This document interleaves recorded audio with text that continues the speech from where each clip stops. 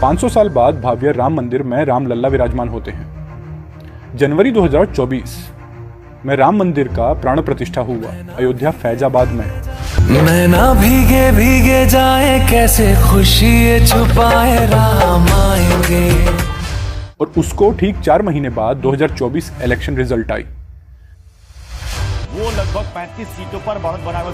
अयोध्या से समाजवादी पार्टी के अवधेश प्रसाद आगे चल रहे, लल्लू सिंह बीजेपी के वो पीछे चल रहे हैं जो और सिटिंग एमपी है यहाँ के। बिल्कुल, और 6200 वोट का अंतर। ये शुरुआत से लल्लू सिंह जो है वो अब ये सवाल यहाँ पर है, देखिए ये सवाल यहाँ पर ये राम की अयोध्या है, अयोध्या की सीट है। राम मंदिर के मुद्दे पर बीजेपी को ये लग रहा था कि राम के नाम पर ये चुनाव सीधे 400 पार जाएगा। अयोध्या सीट अगर बीजेपी लूज कर रही है, हार रही है, तो मुझे लगता है कि ये सबसे ज्यादा चर्चा का विषय। जिसमें अयोध्या सीट बीजेपी हार जाती है, ये बीजेपी के लिए शॉकिंग न्यूज था। अयोध्या सीट हारने का क्या कारण है जानेंगे इस वीडियो में। इस इलेक्शन में समाजवादी पार्टी को और इंडिया गठबंधन को उत्तर प्रदेश में 43 सीट मिली और वही बीजेपी को मात्र 47 सीट, जो पिछला चुनाव नतीजे से 23 कम थी।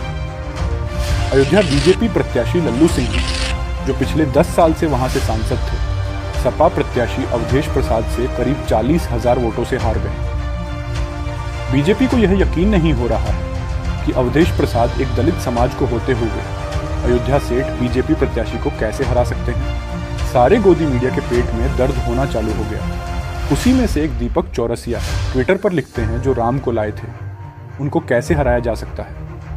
आखिर ऐसी कौन सी नाराजगी है आज अयोध्या की हार ने दिल तोड़ दिया। लेकिन इन्होंने तब सच्चाई नहीं दिखाई जब अयोध्या वासियों के घर उजाड़ा जा रहा था। अब देखिए मकान टूट रहा हमारा। मंदिर खाली मने दर्शन करने के लिए, इतना जनता के लिए नहीं बनवाए हैं कि हम सबको टिकाएंगे।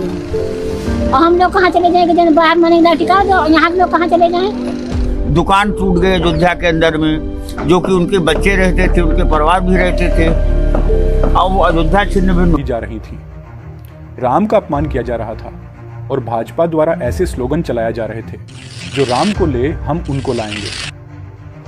कोई भगवान को ला सकता है, भगवान स्वयं आते हैं, कोई लाता नहीं है। लेकिन बीजेपी ने राम का अपमान किया। वह चुनावी फायदा उठाने के लिए ऐसे स्लोगन चलाए हैं जिसका राम के नाम का पाप लगा, इसलिए वह यह सीट हार गया है।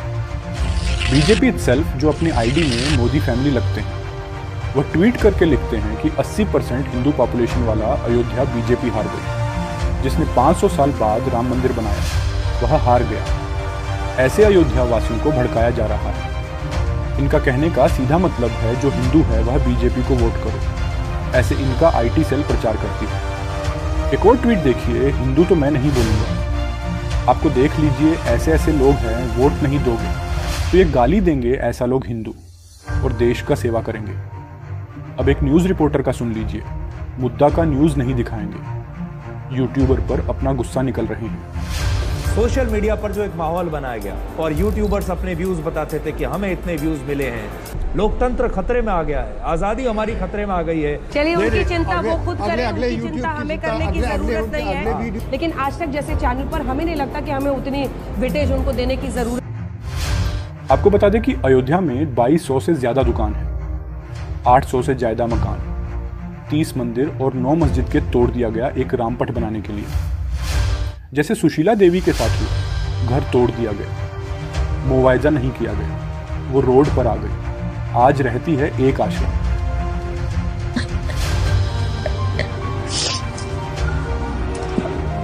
यहाँ आए, यहाँ आई के 2 महीना जो थे, हम 4 साल 5 दिन भोजन आई है। एक रिश्तेदार रहे, स्मारक भवन है मुझे। मैं अब एक बुजुर्ग की बातें सुनी, जिनकी उम्र 50 साल है। अब देखिए मकान टूट रहा हमारा। मंदिर खाली मने दर्शन करने के लिए, इतना जनता के लिए नहीं बनवाए हैं कि हम सबको टिकाएंगे। और हम लोग कहाँ चले जाएंगे जब बाहर मने टिका दो, यहाँ के लोग कहाँ चले जाएं। दुकान टूट गए अयोध्या के अंदर में, जो कि उनके बच्चे रहते थे, उनके परिवार भी रहते थे, और वो अयोध्या छिन्न भिन्न हो गया। और बोला जाता है आपको कंपनसेशन दिया जाएगा, लेकिन नहीं दिया गया। यही सारी न्यूज़ आपको मैं स्ट्रीम मीडिया में दिखाई जाता है।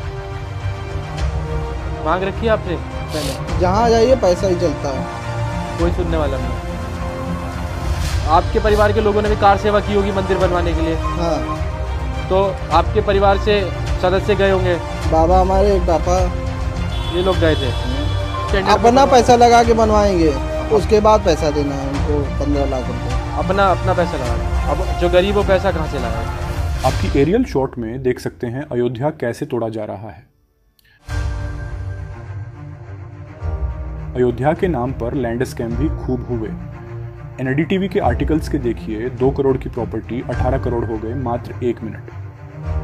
बाहर से लोग यहां पर आकर सस्ते रेट में जमीन खरीद के जायदा रेट में बेच रहे हैं। अयोध्या में राम के नाम पर धंधा चालू हो गया था।